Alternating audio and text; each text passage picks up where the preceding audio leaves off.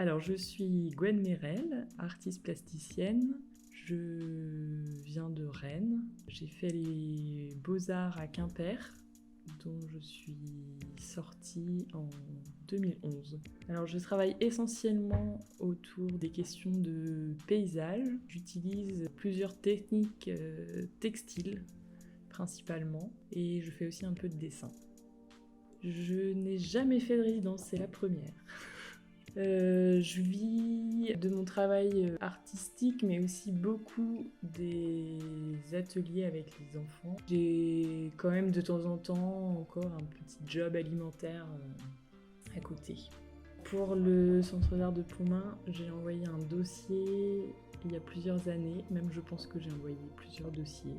C'était un petit peu une surprise, Stéphanie m'a recontactée il y a 1 an et demi du coup maintenant je pense, pour me proposer la résidence, mais j'avais pas postulé récemment. J'avais quand même des critères de résidence pas trop éloignés et accessibles, en tout cas en transport en commun. Maintenant je vais peut-être étendre mon champ d'action. Avant de venir à Pontmain, j'avais déjà une petite idée, pas très précise, mais elle a évolué.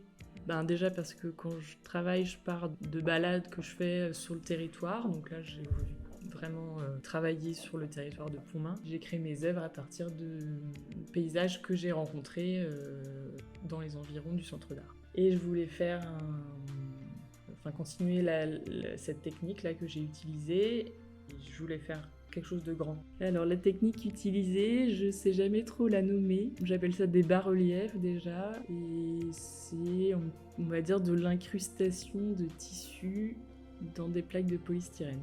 Qu'est-ce qu'on fait en résidence? Comment est-ce que tu organises ton travail? Les artistes, ils sont toujours en train de créer, et en fait, c'est pas parce que j'étais en résidence à Pontmain depuis mi-janvier que j'ai aussi créé des choses que pour ce lieu-là, parce qu'il y a le reste de ma vie d'artiste qui a aussi continué.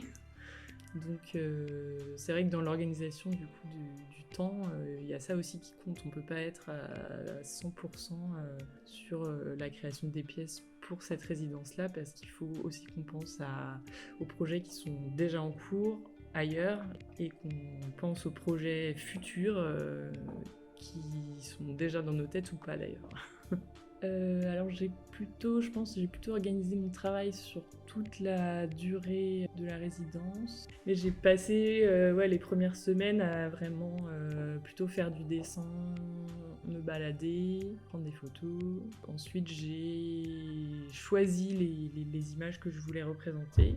Et c'est à partir de ce moment-là où j'ai commencé vraiment la création des pièces. J'ai fait la plus grande pièce que j'ai jamais faite, et j'avais dans l'idée de faire, donc avec ces mêmes matériaux, une sculpture, enfin quelque chose qui serait plutôt dans l'espace. Mais j'ai pas eu la bonne idée, du coup j'ai abandonné, mais j'ai quand même testé une autre découpe. Donc c'est-à-dire que jusqu'ici j'ai fait que des formats tableau, on va dire. Et là, les arbres que j'ai créés au fond de la salle à Pontmain, j'ai découpé vraiment autour de la silhouette des arbres.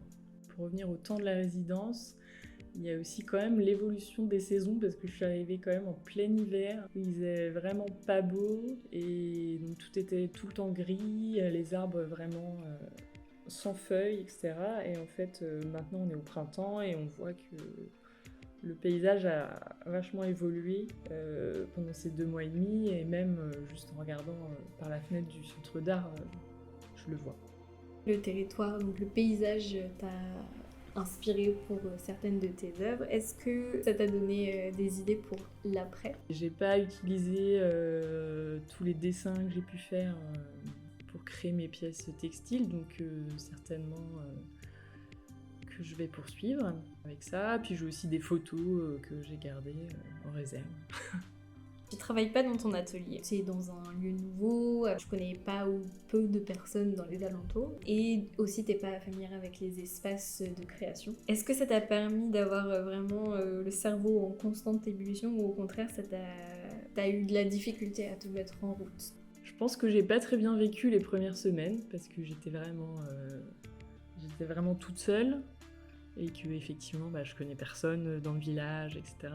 Après, au niveau des espaces de création, moi j'ai plus d'atelier, donc j'étais super contente d'en avoir un. Et puis c'est quand même un super grand espace, donc c'est super. J'ai jamais eu un si grand espace pour travailler non plus, quoi. Et c'est pas trop dur de couper du travail parce que t'es logé sur place? Un peu. Si, c'est un petit peu dur. Après, c'est vrai que depuis que j'ai des colocataires, c'est quand même plus facile parce que les repas, ça reste aussi un espace de détente et de discussion où on parle d'autre chose. Quand je suis en train de créer, je suis quand même un peu concentrée sur ce que je suis en train de faire. Et puis, j'écoute pas mal de podcasts ou d'émissions aussi. Des fois, j'éteins la radio également pour penser à, je sais pas, aux choses de la vie. Avec Makiko, vous êtes invités à exposer ensemble alors que vous avez des univers assez différents. Est-ce qu'il y a un dialogue artistique qui s'est installé entre vous? Il n'y a pas vraiment un dialogue entre nos pièces dans l'exposition, bien que Makiko, elle utilise aussi du textile et que au final ça marche, mais on n'a pas vraiment discuté de collaboration spécifique entre nous. En fait, j'avais déjà commencé mes pièces et pour moi elles étaient bien définies avant qu'elle rentre dans le vif du sujet, on va dire. Donc je pense que ça n'a pas pu influencer comme ça. Par contre, je pense que sa façon de travailler et d'avoir quelqu'un qui travaille à côté de toi, ça a amené aussi une autre dynamique. J'ai essayé de me lever plus tôt, par exemple.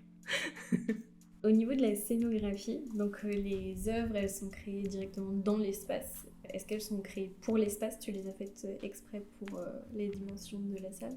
Parce qu'il y a cette idée de quand tu es dans ton atelier, ton œuvre, tu l'as fait parce que tu as envie de la faire, il n'y a pas de contraintes. Là, tu es dans un espace vraiment spécifique, donc tu as un agencement, tu as des tailles de pièces, tu as des murs porteurs que tu ne peux pas bouger.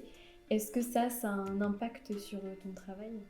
Ça a eu un impact justement par le grand espace qu'il y avait, que je n'ai jamais eu pour travailler. C'est sûr que dans mon atelier, j'aurais tendance à faire des choses plus petites ou peut-être moins abouties parce que obligée de les faire par morceaux, sans voir le rendu final en fait avant l'exposition. Mais en même temps, ça pourrait très bien être montré ailleurs. Et pareil pour la deuxième pièce dans la salle du fond, ça marche bien dans l'ouverture comme ça, mais ça pourrait être montré autrement et ailleurs aussi.